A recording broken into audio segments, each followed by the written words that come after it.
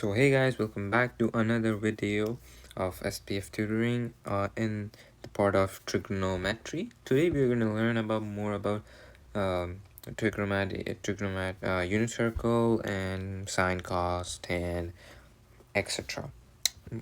So we all know that from previous video, we know that what a unit circle is. It's just basically oops, is this a bigger one? Let's go to, it's a circle basically with your baseline or radius, you could say, and you have different angles at different points, and you know that this is 0 and 2 pi in radians specifically. This is pi by 2, 90 degree, 3 pi by 2, which is 270, or just pi, which is 180. That's your basic unit circle. So we're gonna put sine, cosine, tangent, or tan into the circle and how they're divided, and we'll see how could be solved different questions. Okay. So yeah, just what I said, a unit circle is basically the circle, and one radius is 1 unit, center O, this is O or 0, whatever you want to call, and any point on the circle, so this one, any point on the basically circle or graph, right? Usually these are not you're familiar, you will be in teaching, it will be in higher education or studies, but usually these points, even this is considered a point. Any point on the circle or on the axis will be represented by x and y. And then we know that the unit circle helps you to describe trigonometric relationships and calculate values at different angles.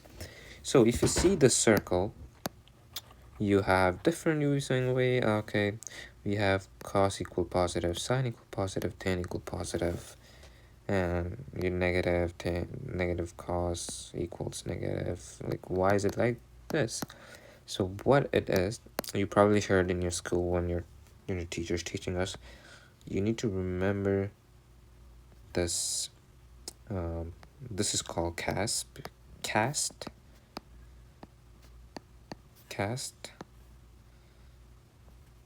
and oops, let me make a clear line.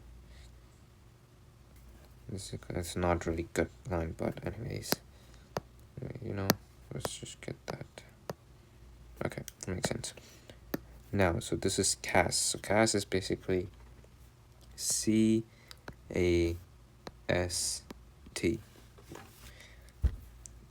These letters represents words. I mean, I don't know, trig ratios. So C is cos, of course. A is all. Actually, it's all. S is sine, and T, you'll probably guess this is tan. So that's how it's there. So this is C is cos or cosine, T is tan or tangent, sine is just sine. And when you saying A is all, what do you mean? A basically means everything. Cos, sine, tan. Okay, and like, what does this letter represent? So basically what happened is, here in this table, C means only cos is positive. Only cos is positive, and those two are negative. A means all, that means everything is positive. S means sine, so only sine is positive, and these two are negative. And tan, of course, this T is tan, only tan is positive, and cos and sine are negative. And you will be thinking, and why is it so? Why is it like that? So if we make, so this is CAST, it's for a reason. One thing I forgot you guys to tell you about this, that these x and y coordinate are basically represented by cos and sine. You know, what do we exactly mean? So what I exactly mean, the x value is basically the cosine value and the y is the sine value. So if you have this point, which is 90 degrees, but that is in degrees, but we're talking about in radians, which is pi by 2. So if you want to write the coordinate of this, you would take your calculator and put it in that what's cos of 90 degrees. So when you just go on calculator, you do cos 90 degrees. You would do this in degrees. It would give you the same answer as radians, but it usually gives the same answer. But so you take your calculator, you put this, and you're like, why should not be put in degrees? If you put in degrees, you will get a decimal point, but we don't want to talk about decimal point right now. So you just do cos 90 degree and you will get 0. So cos 90 degrees 0. So this point pi by 2, if you want to write in, you can't really write in radians, so just forget about it. But in degrees, if you want to state this point, you would write 0 and you would do sine 90 degrees. That will probably give you 1. So that is the point of 90 degrees or pi by 2. Similarly, this would be also some point. You would just put cos 0. That will probably give you 1. Yes, that would give you 1, and sine would be 0. Sine 0 would be 0. So that would be 0. And similarly, you would do here, and I think here you would get a negative number for sine. You would get a positive number up here, but a negative number for this. So yeah, so you would be getting -1, and sine would be 0. So that's how you put the points, and simply you do it and you get your points. Okay, but here this is showing you would be thinking that why is it so? So the reason why is it so, or how is it so, is if you guys remember, sine is opposite over hypotenuse. Wait, yes, opposite over hypotenuse. Yes, opposite over hypotenuse. Cos is adjacent over hypotenuse, and tan is opposite over adjacent. And I'm pretty sure I would be expecting that. Why is this? Because, and yeah, here's the why is it so. You know, this is as opposite as hypotenuse, so sine would be opposite over hypotenuse. Similar way, cos would be adjacent over hypotenuse, and tan would be opposite over tangent. This is some regular formula. There's no reason for this, so you gotta remember those. So here, these are things. So now, technical way we have to, for example, there's this x angle. So this is an x angle. In radians or degrees, doesn't matter right now. And you have this. It's a right angle triangle, and you have x values, x values, x values. They're not the same. Actually, I should change it, because then you'll be thinking that these are all the same values. Okay, this is a theta, any angle. We don't really care. This is connected my way. My bad. Oh my god. This decreases size. It's okay. So this is connected to the circle. You have a right angle triangle. This is x value. This is the y value. In technical terms, this is the y-axis. And this is, of course, the x-axis. So x, y, and r, which is hypotenuse, right? A normal triangle, you would, without your values, you would give this values, right? Now, what happened is you have to think about it in a graph way. You know that all the values on the right are positive for x. So all the values for x are positive. Okay, all values on the left are negative x values, and then these are positive I values and these are negative I values. These are negative I values. Okay, you pretty much know about in a graph that this is all positive, this is also positive, but this is negative and this is also negative. Okay, so now when you put this, you'll be like, okay, so this x value would be positive, this y value would be also positive, and this r value is always positive. Make a note of this. R, or your hypotenuse, is always positive, no matter what the case is. It's always positive. It doesn't matter. But the x and the y values changes depending on what the angle is. So here, this is positive, this is positive. So any equation, so this both are positive, so any equation up here will be positive, right? Because so that's why here everything is positive. And here in the sine one, so I'm basically in the quadrant 2, this is 1, 3, and 4. So in quadrant 2, you realize that, I'll make a new triangle. This is again a theta angle, x, y value, and this is negative because now we are going on the left side of the graph, and the left side of the graph, x value becomes negative. So that is negative, and the y value is still positive because it's still going up, and r is always positive. So now this would be changing our formulas. Where there is x, there will be a negative x, right?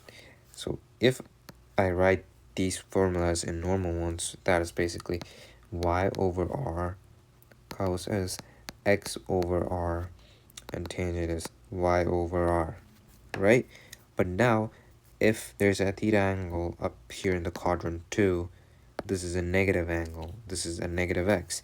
So this would be affected, right? And this would be also affected because it's y over x, right?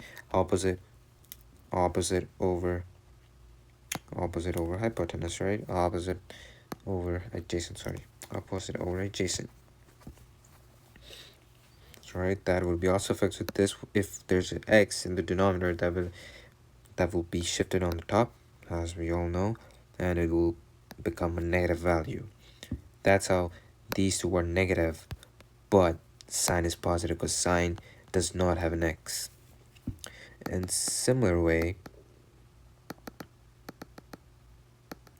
go back. So same way, if there's an angle up here, a theta, oops, just forming up here. It's kind of messy right now, but I hope you guys understand. So there's a right angle triangle, there's a theta angle up here. Okay, I'll just move everything. Now, so as we were talking about, if you have a theta angle up here, right angle, this is a negative value, positive, x is positive here, the y is negative here because of the basic graph. R value is always positive. This is quadrant 1, 2, 3, 4. Alright, so now both values of x and the y are negative, so each of those getting affected. But now the thing is, so first our sine is y over r. Our y value is negative, so this would be negative. So eventually our value, so let's say this is I value, would be negative. So here the x cosine is x over r, so that is our x is negative as well. So this is x, and this would be g value, this is a random value, would be negative 2. Now we have tan. Here are both values are negative. on the top 2, on the bottom 2. So negative, negative cancels out each other and it remains same. That's the reason why here only tan is positive and cosine and sine are negative. Same situation, similar way, I would take this whole thing out.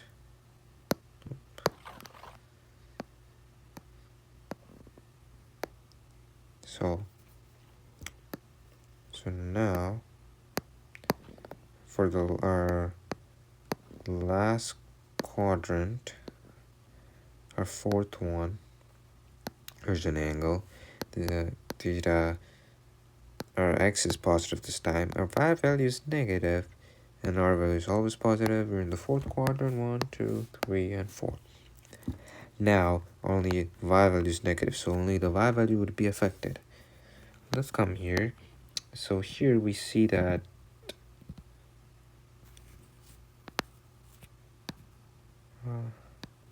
so here we see that let me just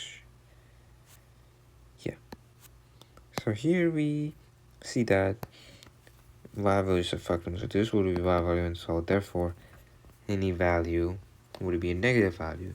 Here x is cosine is x over r, it wouldn't be affected, so this would be still positive. Here there's a y value, so that become negative, so negative or positive would still be negative.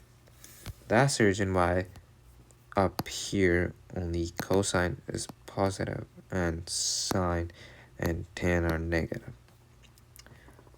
Okay, I hope you guys understand about this part. It's kind of complex, but honestly your teacher will not be asking you about this, but it's my job you guys to understand what I'm trying to say. Okay, so yes, I explained this before. Opposite hypotenuse, Jason, you know about these alls. So now we have some circle angle. I taught you guys in the last video that you should probably remember these all values. They're really important. It will literally help you in anything, because you will save time a lot. You will not confuse. So yep, a better graph of this CAT, quadrant 1, quadrant 2, quadrant 3, quadrant 4. All ratios are positive, only sine ratio is positive, tan positive, cosine positive. Okay, yeah, I hope you guys remember this, but quadrant 1 is 0 to 90 degree, quadrant 2 is 90 to 180, quadrant 3 is 180 to 270, and quadrant 4 is 270 to 360. This is pretty basic. So now, putting every single thing together from the previous video and this video, and yes, I told you cos theta and sine theta for your x and the y coordinates on the circle.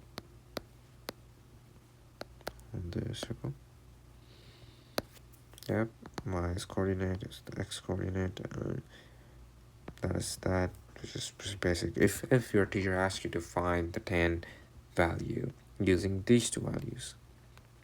So now let's do a mini quiz and test your knowledge. So first question is find sine pi over 3 and cos pi over 3.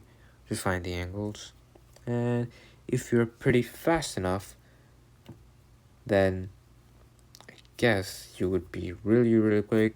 Pull your calculator out, and if you have remembered those values, you still would need a calculator, or you could do with the special triangles. I will be probably talking about that in the next video, but just to know that, even though if I forget, there are 3 special triangles, 3 special right angle triangles. So each special triangle has an angle. This is a 30 triangle, and this is a 45 triangle. Actually, there are only 2 triangles, never mind. Yes, so automatically this would be 60 degree, and this would be still 45 degree, because of the sum rule of triangle equals 180. Right?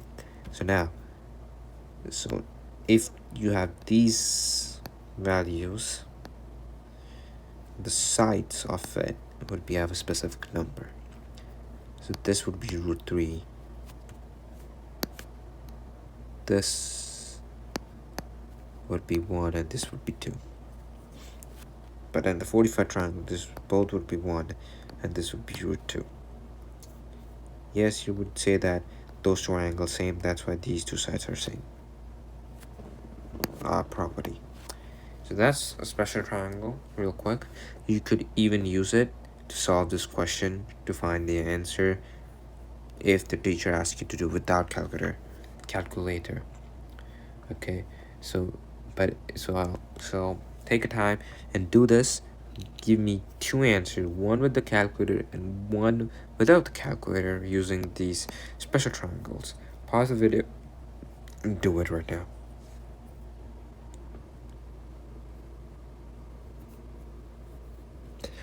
Okay, I would assume that you probably did.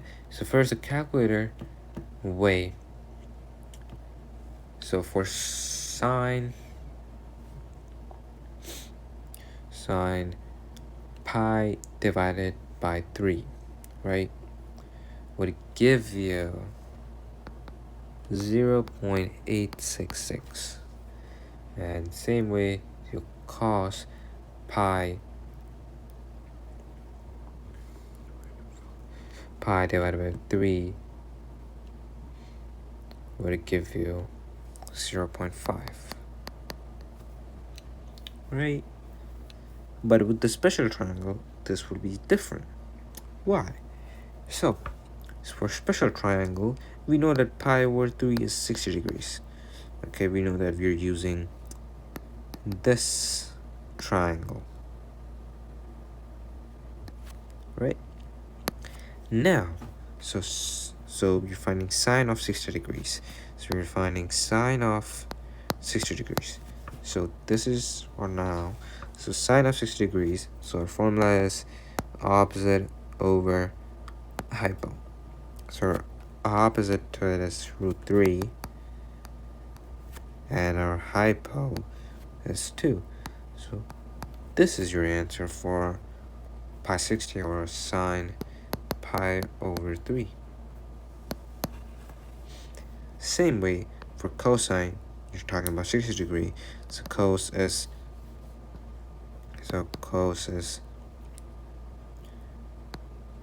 of pi over 3 or 60 degrees is adjacent over hypo,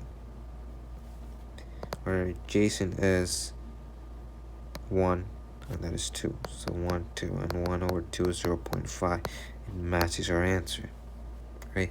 Even if you put root 3 over 2 in the calculator, you would get 0.866. That's how you do without the calculator way. So let me just put this all over to one section. Oops. Group. Just put it right here. So if you want to look out, you would understand how did I get that. I got that.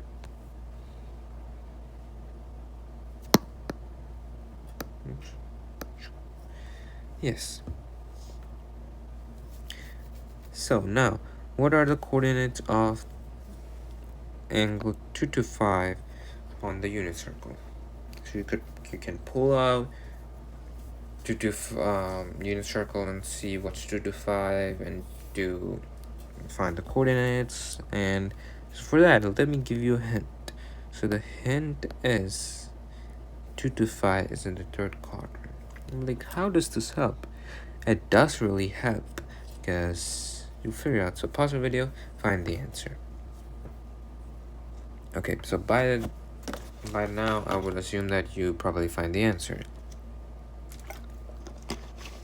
And so how you do is, for visualization, let's draw a unit circle. This is 225. I'm finding the coordinates. Coordinates, if you guys remember, coordinates are cos theta and sine theta. Our theta is 225. 225. Right? Simple as that. You could either pull out your for this, you need to pull out your calculator, put it in, cos of 225, you get a value, and then you would do the same with the sine, and you would get a value. But the thing is, sometimes calculator forget to, so for example, cos 25 is negative 0.07, and sine 225 is also negative 0.707. Kind of coincidence, it happens. Both are negative. If you like this cast rule, only tan is positive. Both are negative. Makes sense. Our answer is right then. So that's how you find the answer. So now let's do our last question for today's video. Find tan pi over 4.